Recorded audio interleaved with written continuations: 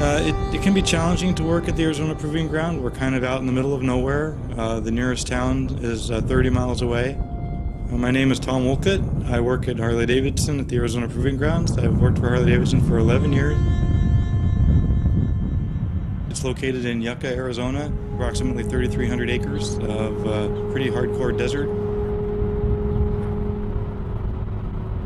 We test here because of the extreme weather conditions. High temperatures, obviously. We can test year-round, which is important. We don't have to worry about snow and that sort of thing. The other nice thing about the desert is that we get very low temperatures. In the winter, we can get temperatures down into the 20s, so we can get some low-temperature testing done as well. But the real important thing is the high-temperature testing. For example, in the development of a bike like the Street Glide, we would have tested the vehicle under a wide variety of conditions and handling conditions. We would do literally hundreds of thousands of miles of durability testing to make sure that the suspension and the frame design are capable of providing our customers with a safe and stable ride throughout their ownership.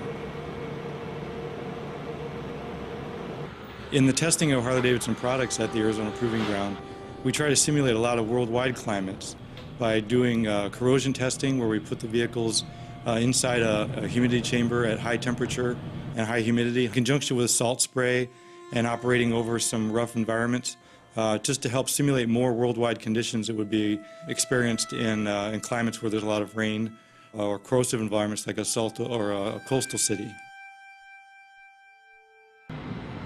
The systems test department at the Arizona Proving Ground, where we have the vehicle test stands, the goal is to be able to accumulate many, many miles on the powertrains in a fairly short period of time, because we can do it without the rider involved.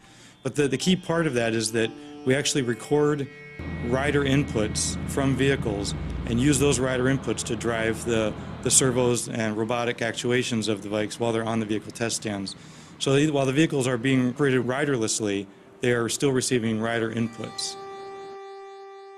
We will typically accumulate between 500,000 and 600,000 miles a year of testing across platforms and different models as we work through our way through the validation and verification process.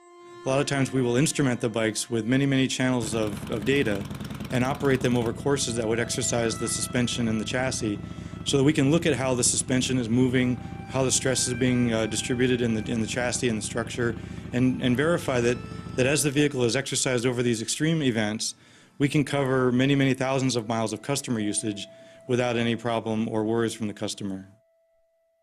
One thing that I think is unique about the Harley-Davidson product is that they are tested by Harley-Davidson riders. Almost all of our riders ride our products, they own our products, and it makes them very passionate about what they do.